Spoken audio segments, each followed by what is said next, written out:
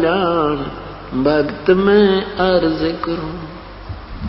कबीर साहब बोले, तीर्थ जल में कछ और मच्छा जीव बोत से रहते हैं। तीर्थ जल में कछ और मच्छा और जीव बोत से रहते हैं। उनकी मुक्ति ना होती वो कष्ट बहुत सा सहते हैं। उनकी मुक्ति ना होती वो कष्ट बहुत सा सहते हैं। सतयुग में राम कृष्ण नहीं थे तब किसका धरते ध्यान भक्त में अर्ज करूं। ज्ञान सुना दे विधि बता दे हो मेरा कल्याण भक्त में अर्ज करूं। धर्मदास जी फिर कहते हैं, एकादशी का व्रत करत हूँ जीव हंसा कोई करता ना। एकादशी का व्रत करत हूँ जीव हिंसा कोई करता ना। शिवलिंग पूजा गुरु की सेवा किए बिना भी सरता ना।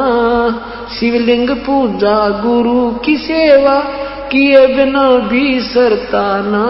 सालग्राम की पूजा करता मैं दिन में सुबह और शाम भक्त में अर्ज करूं। ज्ञान सुना दे विधि बता दे हो मेरा कल्याण भक्त में अर्ज करूं। परमेश्वर ने क्या कहा, व्रत करे से मुक्ति हो तो अकाल पड़े क्यों मरते हैं। व्रत करे से मुक्ति हो तो अकाल पड़े क्यों मरते हैं। शिवलिंग पूजा ये सालग सेवा अनजाने में करते हैं। शिवलिंग पूजा ये सालग सेवा अनजाने में करते हैं। चेतन हो कबूल रहे हुए पत्थर से निफराम भक्त में अर्ज करूं। ज्ञान सुना दे विधि बता दे हो मेरा कल्याण भक्त में अर्ज करूं। तीर्थ बाट चले जो प्राणी वो जीव बहुत से मारे है। तीर्थ बाट चले जो प्राणी जीव बहुत से मारे है। जल में सूक्ष्म जीव रहते हैं स्नान करत श्रृंगारे है। जल में सूक्ष्म जीव रहते हैं स्नान करत श्रृंगारे है। चौका देवो अवन करो उसमें होवे इंसा बे उन्मान भक्त में अर्ज करूं। ज्ञान सुना दे विधि बता दे हो मेरा कल्याण भक्त में अर्ज करूं। 7 दीप और 9 खंड ये सपने जैसा खेल है। 7 द्वीप और 9 खंड ये स्वप्न जैसा खेल है। 3 लोक और भवन चतुर्दश ये काल बलि की जेल है।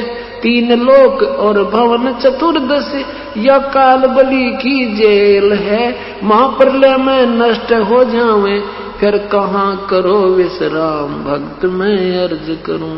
ज्ञान सुना दे विधि बता दे हो मेरा कल्याण भक्त में अर्ज करूं। ज्ञान सुना दे विधि बता दे हो मेरा कल्याण भक्त में अर्ज करूं।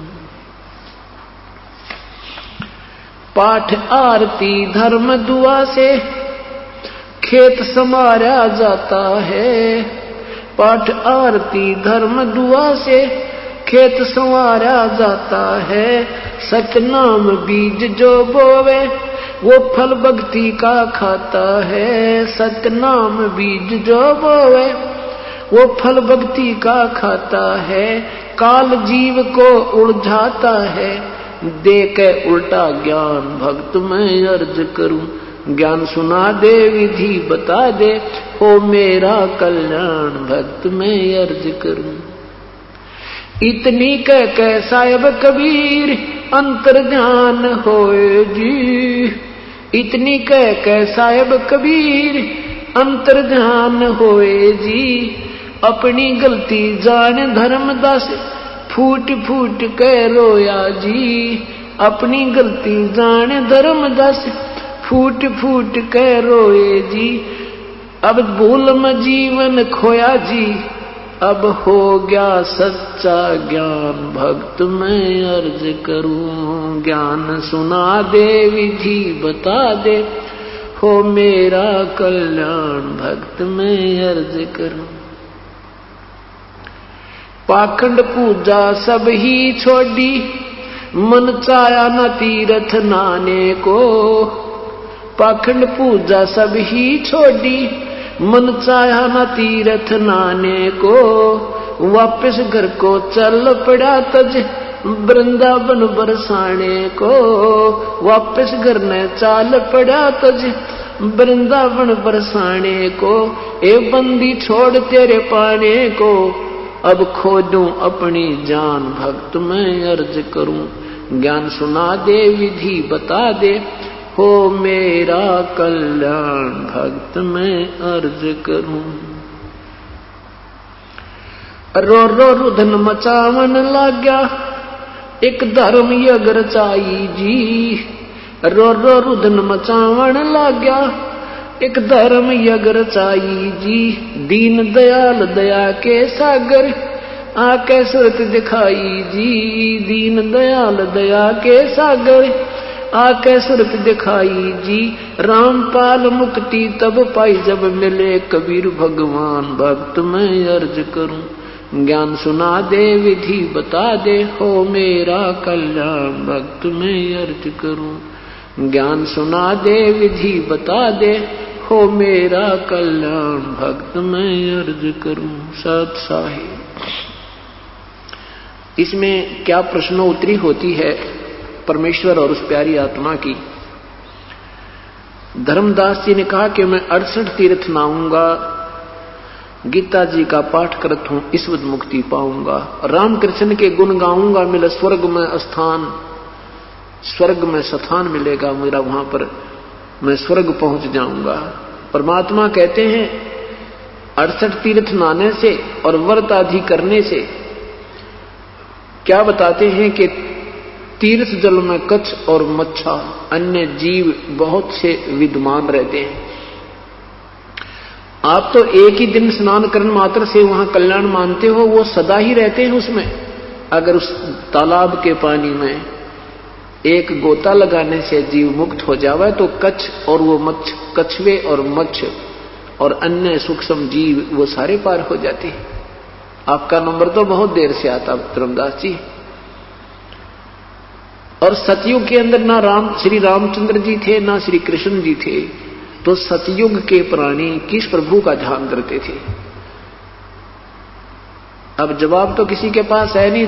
देखा लगे हुए हैं, सुनी सुनाई लोक वेद की साधना सब कर रहे हैं। धर्मदास चुप हो जाता है, फिर नया टॉपिक शुरू करता है, कहता है एकादशी का व्रत करत हूं और जीव हिंसा कोई करता ना, क्योंकि वो मुसलमान नजर आवे थे परमात्मा। और उसने यहां एक टोंट कसा कि हम जीव हिंसा नहीं करते, भावार्थ था कि तुम मांस खाते हो, मांस नहीं खाते, हम पाप नहीं करते। कहते हैं एकादशी का व्रत करत हूं, जीव हिंसा कोई करता ना, और शिवलिंग पूजा गुरु की सेवा किए बिना भी सरता ना। सालग्राम की पूजा करता हूं मैं, यानी उस अपने भगवान की मूर्ति की सुबह शाम। तो परमात्मा कहते हैं व्रत करे से मुक्ति हो तो अकाल पड़े क्यों मरते हैं। जिसमें भयंकर अकाल गिरता है, दुर्भिक्ष गिरता है, तो सभी प्राणी कई कई दिन तक, महीनों महीनों निराहार रह जाते हैं, तब उनकी मृत्यु होती है। उसमें एकादशी भी, द्वादशी भी, सोमवार, मंगलवार, शुक्रवार सारे ही व्रत हो जाते हैं और फिर भी दुर्गति को प्राप्त होते हैं। यदि व्रत करने मात्र से कोई राहत मिले तो वो व्रत करने वाले अकाल के समय मृत्यु नहीं होनी चाहिए। और ये शिवलिंग पूजा, ये सालग्राम बनाकर मूर्ति की पूजा, ये तो अनजानपने में करते हैं। और तुम बोलते हो, चलते हो, मूर्ति बोलती नहीं, चलती नहीं, कुछ बोल सुना नहीं सकती, उस पर तुम निश्चिंत होकर बैठ गए, निफराम हो गए। रही बात जीव हिंसा करने की, क्या बताते हैं? तीर्थ बाट चले जो प्राणी जीव बहुत से मारे है। जल में सूक्ष्म जीव रहते हैं, स्नान करत सिंघारे है। जैसे आप कहां से चले? धर्मदास जी से पूछा प्रभु ने, आप कहां से चले हो? कि बांधवगढ़। कितनी दूरी है मथुरा से बांधवगढ़ की? 800 किलोमीटर, अर्थात 300 कोस लगभग, 250 कोस लगभग। तो वहां से यहां तक आपने कितने जीवों को मार दिया? आपके भगवानों का संविधान है, जैसे कर्म करोगे वैसा भोग मिलेगा। आप मान लीजिए तीर्थ में स्नान करने का, यहां पहुंचने का तुझे एक पुण्य हुआ आपकी थ्योरी, आपके सिद्धांत के अनुसार, और पाप होगे असंख्यों, तो आपको दोनों भोग भोगने होंगे। धर्मदास जी, पुण्य एक मान लीजिए, तीर्थ स्नान करने का आप एक पुण्य मानते हो, वहां पाप करोड़ों होंगे। आप जिस तालाब में स्नान कर रहे थे, ऐसे स्नान करते करते सूक्ष्म जीव ना जाने कितने मार डाले। और परमात्मा की दृष्टि में चाहे सूक्ष्म जीव है, चींटी है, चाहे हाथी, चाहे बाप का चाहे छोटा बेटा मरे और चाहे बड़ा, दुख एक जैसा होता है।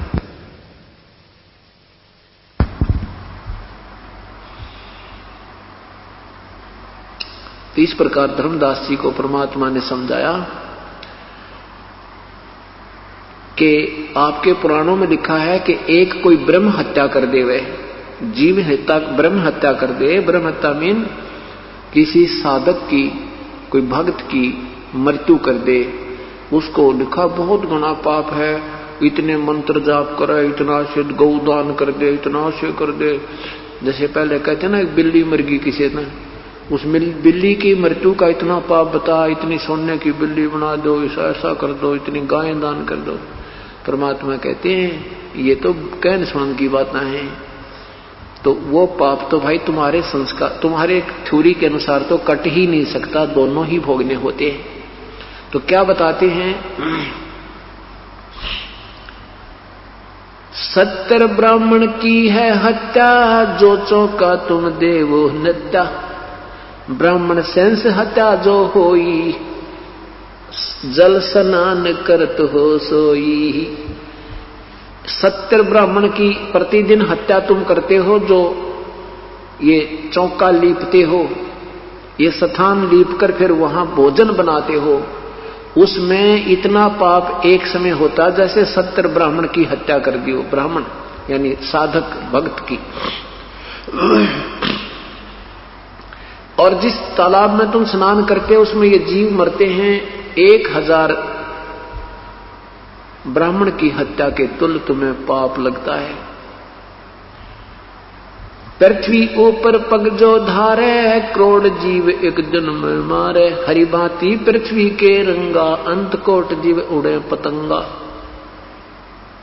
तारक मंत्र कोट जपाई, वो जीव हिंसा उतरे नाही। इस प्रकार धर्मदास जी को परमात्मा ने न्यारा न्यारा निर्णय करके बताया। तो कहने का भाव ये है कि जैसे अब हम भी तो सत्संग सुनने जाते हैं, हम भी तो, आप लोग भी तो कहीं कहीं जाते हैं, तो मन में शंका उत्पन्न होगी, तो हमारे पैरों के नीचे भी तो जीव हिंसा होती है, तो हमें भी पाप लगते होंगे। नहीं, जब तक हम पूर्ण परमात्मा की साधना विधिवत नहीं करते, तब तक तो हम चाहे किसी देव को इष्ट मानकर पूजते हैं, हमें दोनों ही पुण्य और पापों का फल भोगे होता है। जिस समय पूर्ण परमात्मा की पूर्ण संत के माध्यम से, उनके अधिकारी हंस से उपदेश लेकर साधना करते हैं, उस समय हमें जानबूझकर जो पाप करेंगे, क्योंकि हम संत हो गए, ज्ञान हो गया, जानबूझकर हम चींटी नहीं मारेंगे, कोई ततैया नहीं मारेंगे, कोई सर्प नहीं मारेंगे, जो जब तक हमें हानि पहुंचाने की स्थिति में ना होगा। और जो हमें हानि पहुंचाने की स्थिति में होता है, उसको मारने का पाप नहीं। और कहते हैं इच्छा कर मारे नहीं, बिन इच्छा मर जा, कह कबीरदास का पाप नहीं लगे। तो इस प्रकार परमात्मा बताते हैं, जब हम इस परमात्मा के चरणों में आ जाएंगे, तो आप अनजानपने में जो आपके पाप हो रहे वो आपके अकाउंट में नहीं आएंगे। ये हमारे पूर्ण परमात्मा का संविधान है। और पहला संविधान यहां के भगवानों का है, उसमें दोनों भोग भोगने होते हैं।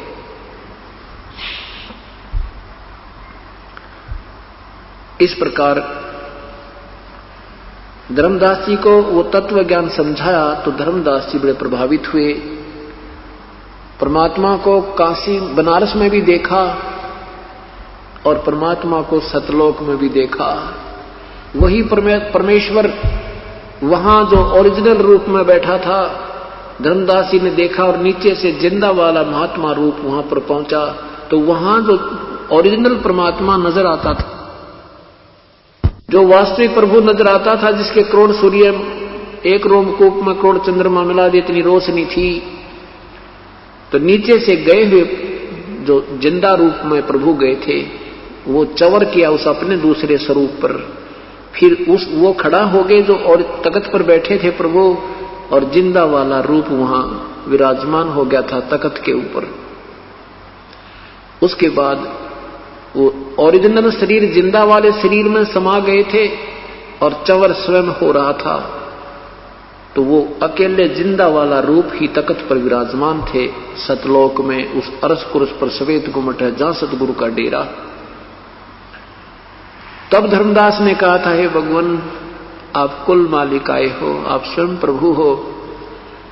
तो तब परमेश्वर से पूछा, हे मालिक, हे परमात्मा, आपने कैसे मेहर करी हमारे ऊपर, हम तो आपसे बहुत नाराज, हम आपके साथ बहुत बदतमीजी करके आए हैं मेरे मालिक।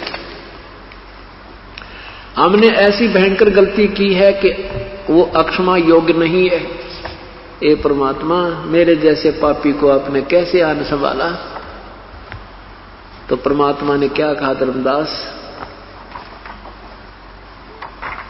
तुम मेरे बच्चे हो, काल ने तुम्हें नाना वर्गों में बांट दिया है, कोई हिंदू बना दिया, कोई मुसलमान बना दिया, कोई सिख बना दिया, कोई ईसाई बना दिया। तुम मेरे बच्चे हो, मेरी आत्मा हो। द्वापर तक कोई मजहब नहीं, कोई धर्म नहीं था, केवल एक ही धर्म था। कलयुग में परमात्मा ने हमें पार करना था, काल ने पहले जाल रच दिया, भयंकर जाल रच दिया। हम अलग अलग पंथों में बांट दिए, अलग अलग धर्म बना दिए और एक दूसरे के दुश्मन बना दिए। ये काल की सुनियोजित चाल थी। कैसे थी तो परमात्मा ने बताया कि धर्मदास, मैं आज ही नहीं आया हूं, मैं चारों युगों में आता हूं।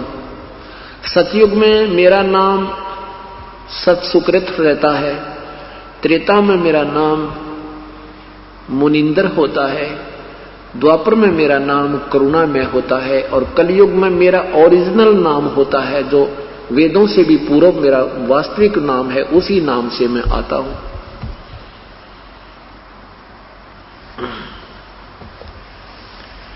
अब अपनी महिमा सत्य भी वास्तविक बता रहे हैं और साथ में धर्मदास को थोड़ी सी असमंजस में भी रखते हैं। कहते हैं मैं तो भगवान का भेजा हुआ उसका संदेश वाहक हूं। भाई उन्होंने एक बार क्या कहा, जब जीवों को दुखी देखा, धर्मदास जब जीवों को दुखी देखा तो यहां तपस्या पर हाहाकार मचा रहे थे, तो परमेश्वर ने मुझे आज्ञा की और मैं वहां आकर खड़ा हो गया जहां पर ये काल इन प्राणियों को तपस्या पर भून कर भून रहा था। तो मुझे देखते ही सभी प्राणी, सभी जीवात्मा जो तपस्या पर जलाई जा रही थी, क्योंकि ये ऊपर का कवर है, हम तो केवल इसको शरीर मानते हैं, ये नहीं, ये तो एक मिट्टी का एक ओवरकोट है। ओरिजिनल शरीर इसके अंदर है, उसी में पीड़ा होती है, उसी में प्यास और भूख लगती है, उसी में शांति और अशांति होती है। मृत्यु के उपरांत इस 5 तत्वों के शरीर को कोई फूंकता है, गाड़ता है, कुछ करो, काटो चाहे पीटो, इसको कोई पीड़ा नहीं, क्योंकि वो आत्मा, वो ओरिजिनल शरीर निकल गया इसमें से। और उसी को दुख होता है, उस सूक्ष्म शरीर को तपस्या पर डाला जाता है और वहां तपस्या के ऊपर 1 लाख जीवों का नित्य ऐसे भून कर उनमें से वो रस निकालता है, ये काल द्रव निकालता है, वासना निकालता है। जैसे इस मन जो है ये काल का एजेंट है, उसका भेज छोड़ा हुआ एलिमेंट है। ये क्या करता है कि जीव को चटपटे आहार, खाना पीना, मीठा, एक आटे के 25 आइटम बना लेगा जब इसके आनंद आवे, और फिर बीड़ी पीना, तम्बाकू खाना, पान खाना, शराब पीना, मांस खाना, ये इसकी और गंदी आदत मन की है। और ये ज्यादा स्वाद इसलिए करवाता है कि फिर इस सूक्ष्म शरीर में वो वासना ज्यादा मिल जाती है और फिर उसका अंश निकलता है तपस्या पर, इसने घना आनंद आता है। जो ज्यादा विकार करते हैं उनको खाता है तो इसको ज्यादा आनंद आता है। इसलिए बुराई जीव से करवाता है। देखो बिना कोई ट्रेनिंग दिए ही बीड़ी पीने लग जा, सुल्फा पीने लग जा, चरस पीने लग जा, और हुक्का पाड़े जमा दिन रात लगे रहे। हमने देखा करते हमारे बुजुर्ग 5-5 मिनट में हुक्का भर ले, 1 घंटा गुरुड़ गुरुड़ करते रहते, और लेना एक ने देने दो। तो ये सारा कारण क्या है कि ये काल करवाता है, अपने स्वार्थवश करवाता है। तो वहां तपस्या पर जब परमात्मा कहते हैं, धर्मदास जब मैं वहां आकर खड़ा हुआ, अपने पुत्र जोगजीत का रूप बनाकर परमेश्वर, योग संतायन कहो चाहे जोगजीत कहो, वहां आकर खड़ा हो गया। तो सभी जीव जो तपस्या पर जल रहे थे, मेरी वहां पहुंचते ही उनकी वो जलन बंद होगी। वो टुकड़ी, वो पत्थर की शिला ज्यों की तो जल रही है, लेकिन परमेश्वर की कृपा से उनको उसकी तपत महसूस नहीं हो रही थी। तब सभी जीव बैठ गए उस तपस्या पर। श्याम ने देखा वो चांद सा चेहरा, चंद्रमा सा मुख परमेश्वर कबीर देव का, कबीर परमेश्वर का। तो सभी जीव आत्माओं ने वहां भुगत रही थी, उन्होंने सोचा कि ये भगवान है जो हमारा प्रभु है। उन्होंने कहा, हे प्रभु, हम कौन से पाप का भोग रहे हैं यहां पर? तो परमेश्वर ने कहा, ये यहां का कोई पाप नहीं तुम्हारा, ये तुमने गलती सतलोक में की थी। पूरी सृष्टि रचना सुनाई परमात्मा ने। तुम जिसको भगवान मानते हो ये काल है, इसका नाम ज्योति निरंजन क्षर पुरुष, वास्तव में इसको कैल नाम है, इसका कैल। और अब इसको श्राप लगा हुआ 1 लाख मानव शरीरधारी प्राणियों का नित आहार करने का, और उस दिन से इसका नाम काल पड़ गया। और भाई तुम इसी की पूजा करते हो और इसी को भगवान मानते हो, ये तुम्हें मारता है, पैदा करता है अपने निज स्वार्थ के लिए। इसने अपने 3 पुत्रों को से ये व्यवस्था करवा रखी है, ब्रह्मा शरीर बनावे, विष्णु पाले, शिव जी मार दे। और इसीलिए कर रहा है ये, जहां ये आज तो तुम देख रहे हो 1 लाख मानव शरीरधारी प्राणियों का यहां आहार कर रहा है। ये निराकार नहीं है, ये अव्यक्त है, ये गुप्त रहता है। और अब थोड़ी सी देर में आएगा, तुम देखना, वो जिसको निराकार निराकार कहकर व्याख्या की जा रही है, वो काल है, ज्योति निरंजन है। तब पर वहां परमेश्वर ने पूछा कि तुम वहां 4 वेदों के बोल जानने वाले भी वहीं ऋषि महर्षि जो देव शरीर को भोग कर आए थे, वो देव भी वहां तपस्या पर भूने जा रहे थे। तब परमेश्वर ने कहा कि जिस संपत्ति और संतान को तुम अपना मानते थे, क्या तुम्हारी थी वो? तब कहते नहीं भगवान, हमारी नहीं थी, हमारे धोखा लग गया। हमारे को तो इतना मूर्ख बना दिया जाता, हमने संतान और संपत्ति के अतिरिक्त कुछ चीज दिखाई ना देती। हे भगवान, परमात्मा ने कहा कि जो पुजारी थे वो भी यही तपस्या पर, जो तुम्हारे गुरु थे वो भी तपस्या पर, और जो शिष्य थे वो भी तपस्या पे। तो ये जो दुख है तुम्हें इस कारण से हुआ था, वो सारी कथा सुनाई। तब उस समय तो सब पता लग जाता है, ना बेटा साथ आया, ना बेटी साथ आई, ना पति संग आया, ना पत्नी संग आई, ना संपत्ति साथ आई। तो सारी बात सीधी समझ में आ रही थी। हाँ भगवान, हे परमात्मा, हमसे गलती होगी। तो क्या कहते हैं,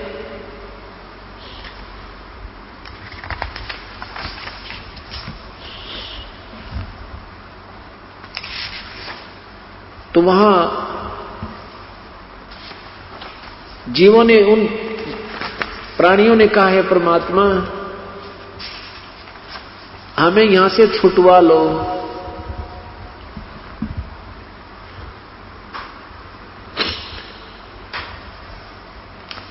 तब परमात्मा ने कहा भी ऐसे नहीं छुटवाया जा सकता, ऐसे नहीं छुटवाए जा सकते, नहीं ये हमारा नियम भंग हो जाता है। तुम स्वेच्छा से यहां आए हो काल के जाल में, और जब तुम्हें कोई पुण्य कर्म तुम्हारा उदय हो, मानव शरीर प्राप्त हो, और मेरा संत, मेरा कृपा पात्र संत कोई तुम्हें ये सतकथा सुनाता पा जावे, उनके इसके चरणों में लग के उपदेश ले लेना, और फिर मैं जानूं और ये काल जाने, अपना ऋण मुक्त होकर पुत्र तुम तब मेरे पास आ सकते हो, ऐसे नहीं ले जाए जा सकते। तो क्या कहते हैं,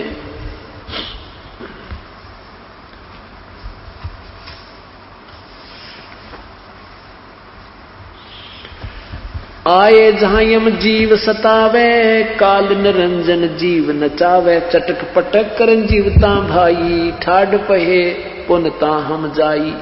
हम वहां पर आए जहां पर ये काल जीव, उन जीवों को तपस्या पर ये काल भून रहा था, वहां जीव चटक मटक हो रहे थे जैसे खील बुन्ना करें बड़बूजे। मोहे देख जीव कीन पुकारा, हे साहेब हमें ले वो उभारा। मुझे देखकर सब प्राणियों ने कहा, हे प्रभु हमारा उद्धार करो। तब हम सत्य शब्द गहुरा, पुरुष शब्द से जीव तपत बुझावा। यम से छुड़ा ले वो तुम स्वामी, दया करो प्रभु अंतर्यामी। जीव कहते हैं हम पर दया करो मेरे प्रभु, हमें काल से छुड़वा लो। तब हम कहा जीवन समझाई, जोर करूं तो मेरा वचन नसाई। यदि मैं जबरदस्ती करूं काल के साथ तो मेरा ही दिया हुआ वचन नष्ट होता है, ये भंग होता है, ये नहीं कर सकता मैं।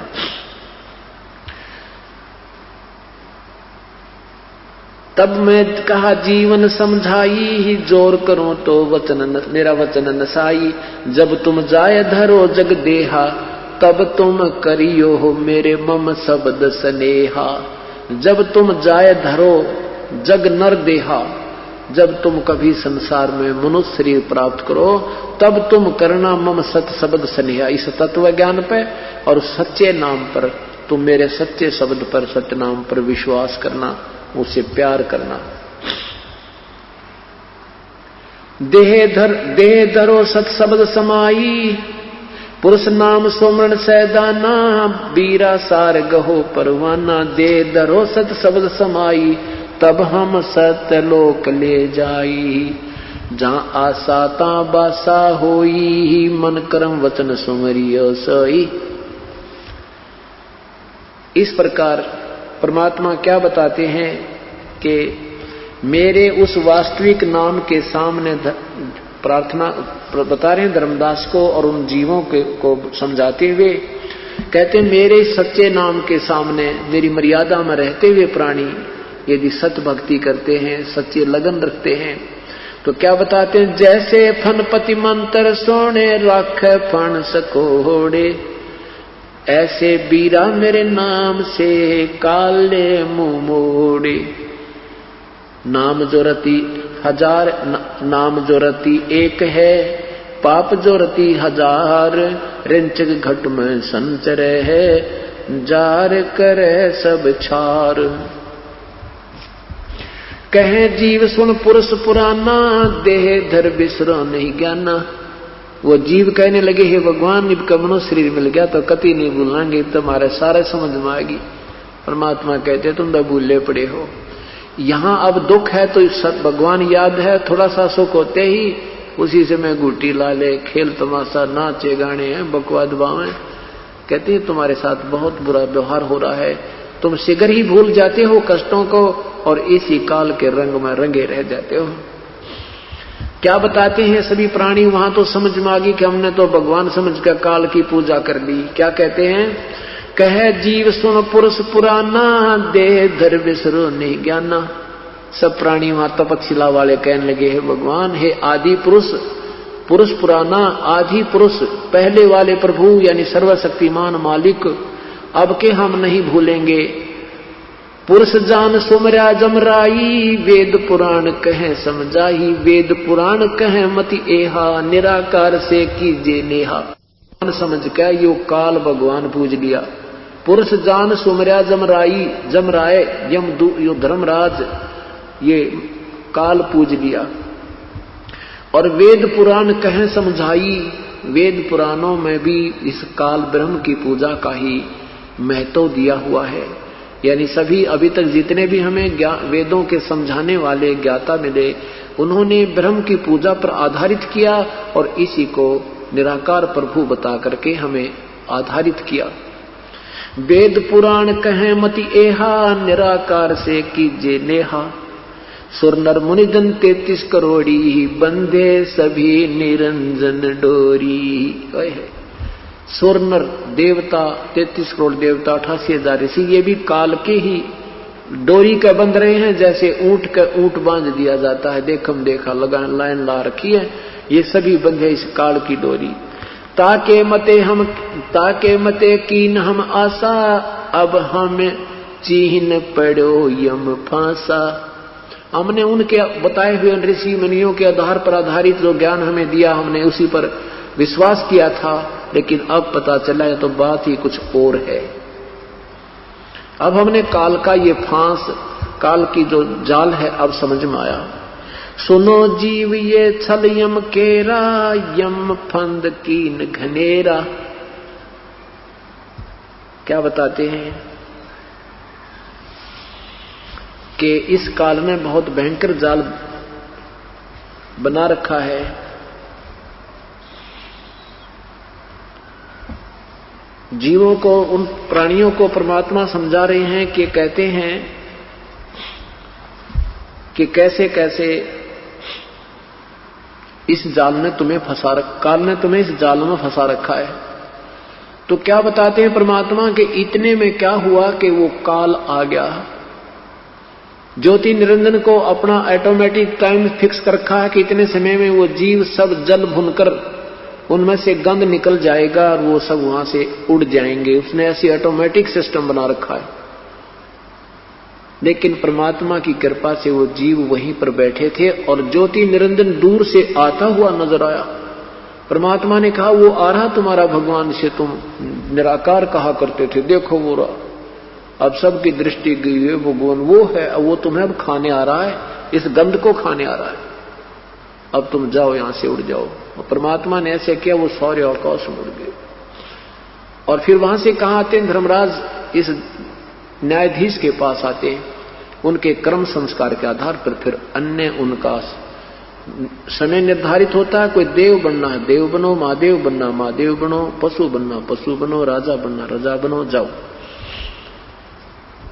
अब जब ज्योति निरंजन वहां पर आया, परमेश्वर को वहां खड़ा पाया जोगजीत रूप में। जिसी रूप जोगजीत के ही रूप में परमात्मा ने, पूर्ण ब्रह्म ने इस सतपुरुष को सतलोक से निकाला था।